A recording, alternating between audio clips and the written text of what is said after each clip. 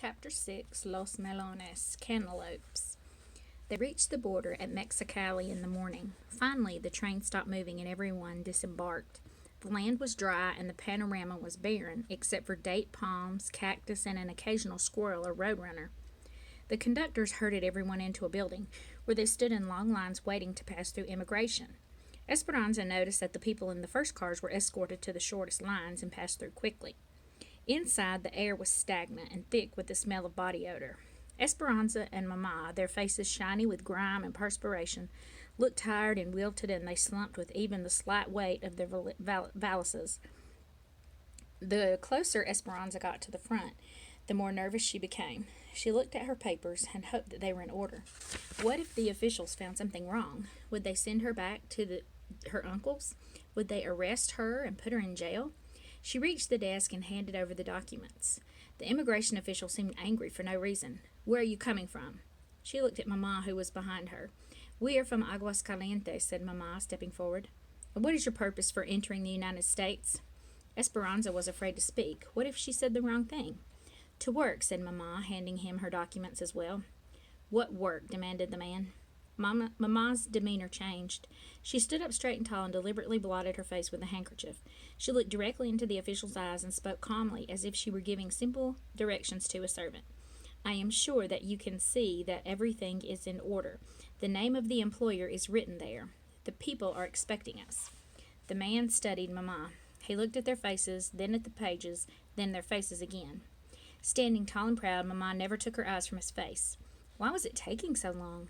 Finally, he grabbed the stamp and pounded each page with the words, "Mexican National." He shoved their papers at them and waved them through. Mama took Esperanza's hand and hurried her toward another train. They boarded and waited an hour for all the passengers to get through immigration. Esperanza looked out the window. Across the tracks, several groups of people were being prodded onto another train, headed back toward Mexico. "My heart aches for those people. They came all this way just to be sent back," said Mama. "But why?" asked Esperanza. "Many reasons. They had no papers, false ones, or no proof of work. Or there might have been a problem with just one member of the family, so they all chose to go back instead of being separated." Esperanza thought about being separated from Mama and gratefully took her hand and squeezed it. Almost everyone had boarded except Alfonso, Hortensia, and Miguel. Esperanza kept looking for them, and she became more anxious with each passing minute. "Mama, where are they?" Mama said nothing, but Esperanza could see worry in her eyes, too. Finally, Hortensia got on. The train's engines began to chug. Her voice tense, Esperanza said, "What happened to Alfonso and Miguel?" Hortensia pointed out the window. "They had to find some water." Alfonso was running toward the train with Miguel close behind, waving the secret package and grinning. The train slowly started moving as they hopped on. Esperanza wanted to be angry at them for making her anxious. She wanted to yell at them for waiting until the very last minute just so they could find water for their package that was probably nonsense anyway. But looking from one to the other, she sat back, limp with relief, happy to have them all together surrounding her, and surprised that she could be so glad to be back on the train. "Anza, we're here. Wake up." She sat up groggily, barely opening her eyes. "What day is this?" she asked. "You've been asleep for hours. Wake up. It is Thursday, and we are here in Los Angeles." "Look, there they are," said Alfonso, pointing out the window. "My brother, Juan, and Josefina, his wife, and his children, Isabel and the twins. They have all come." A campesino family waved to them. Juan and Josefina each held a baby about a year old in their arms. It was easy to see that the man was Alfonso's brother, even though he didn't have a mustache. Josefina was plump with a round face and a complexion that was fairer than Esperanza's. She was smiling and waving with her free hand. Next to her stood a girl about 8 years old, wearing a dress that was too big and shoes with no socks. Delicate and frail, with big brown eyes, long braids, and skinny legs, she looked like a young deer. Esperanza couldn't help but think how much she looked like the doll Papa had given her. There was much hugging among all the relatives. Alfonso said, "Everyone, this is Senora Ortega and Esperanza." "Alfonso, please call me Ramona." "Yes, of course, Senora. My family feels like they know you because we have all written letters about you for years." Mama hugged Juan and Josefina and said, "Thank you for all you have done for us already." Miguel teased his cousin, pulling her braids. "Esperanza, this is Isabel." Isabel looked at Esperanza, her eyes wide with wonder, and in a voice that was soft and whispery said, "Were you really so very wealthy? Did you always get your way and have all the dolls and fancy dresses you wanted?" Esperanza's mouth pressed into an irritated line. She could only imagine the letters Miguel had written. Had he told Isabel that in Mexico they stood on different sides of the river? "The truck is this way," said Juan. "We have a long ride." Esperanza picked up her valise and followed Isabel's father. She looked around and was relieved to see that compared to the desert, Los Angeles had lush palms and green grass, and even though it was September, roses were still blooming in the flower beds. She took a deep breath. The aroma of oranges from a nearby grove was reassuring and familiar. Maybe it wouldn't be so different here. Juan, Josefina, Mama, and Hortensia crowded onto the front seat of the rickety truck. Isabel, Esperanza, Alfonso, and Miguel sat in the truck bed with the babies and the two red hens. The vehicle looked like it should be hauling animals instead of people, but Esperanza had said nothing to Mama. Besides, after so many days on the train, it felt good to stretch out her legs. The old jalopy rocked and swayed as it climbed out of the San Fernando Valley, weaving up through the hills covered with dried-out shrubs. She sat with her back against the cab, and a hot wind whipped her loose hair. Alfonso tied a blanket across the wooden slats to make a canopy of shade. The babies, Lupe and Pepe, a girl and a boy, were dark-eyed cherubs with thick mops of black hair. Esperanza was surprised at how much they looked alike. The only difference was the tiny gold earrings in Lupe's ears. Pepe crawled onto Esperanza's lap and Lupe into Isabel's. When the baby fell asleep against Esperanza, his head slid down her arm, leaving a stream of perspiration. "Is it always so hot here?" she asked. "My papa says it is the dry air that makes it so hot, and sometimes it is even hotter," said Isabel. "But it is better than living in El Centro, because now we do not have to live in a tent." "A tent?" "Last year we worked for another farm in El Centro in the Imperial Valley, not too far from the border. We were there during the melons. We lived in a tent with a dirt floor and had to carry water.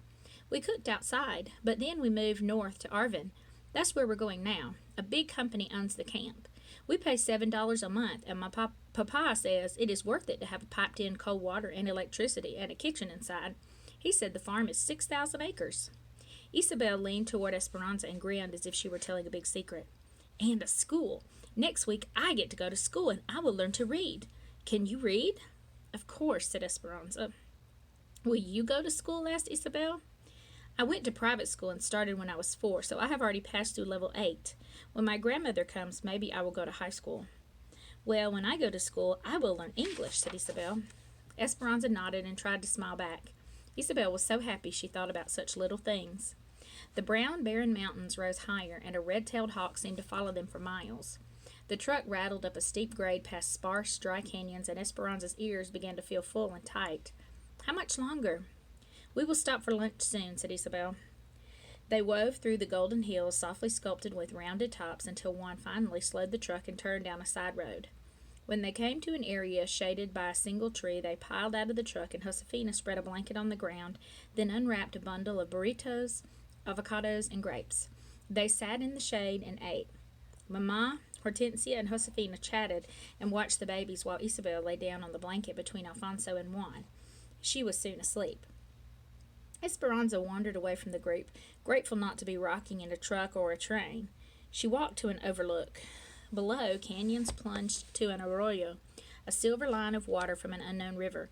It was quiet and peaceful here, the sweet silence broken only by the swish of dried grasses from the wind.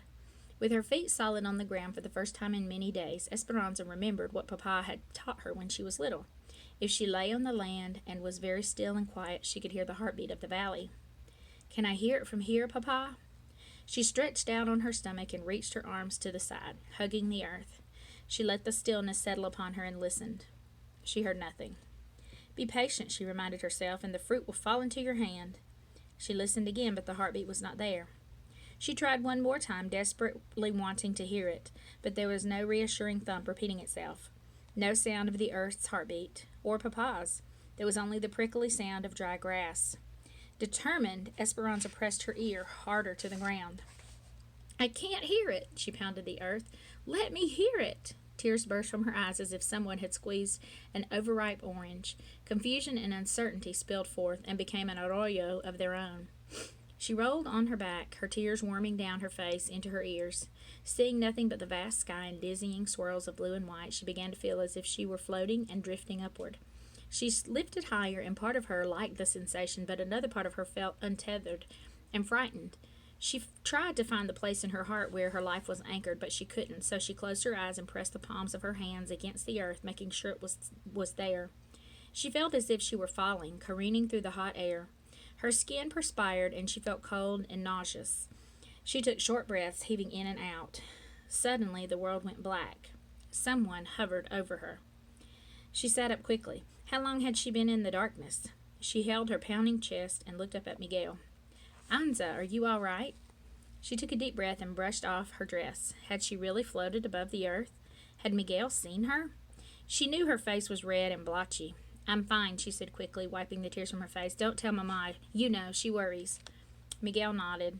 He sat down close to her. Without asking any questions, he took her hand and stayed with her, the quiet interrupted only by her occasional staccato breaths.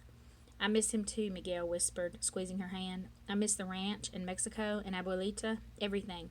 And I'm sorry about what Isabel said to you. I meant nothing by it.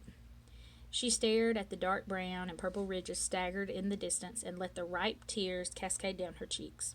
And this time, Esperanza did not let go of Miguel's hand.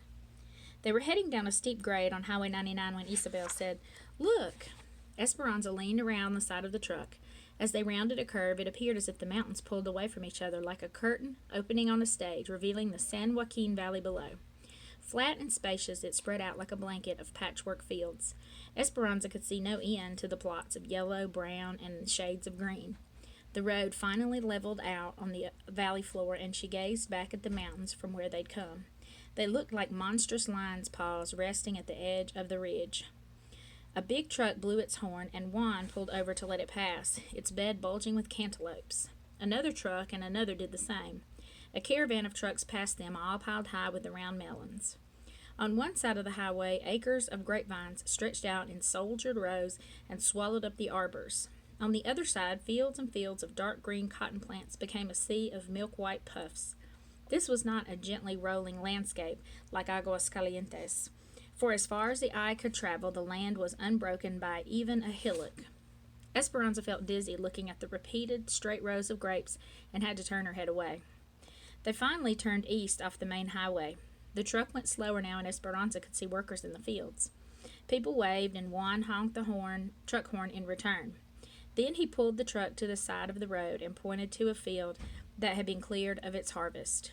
Dried, rambling vines covered the acre, and leftover melons dotted the ground.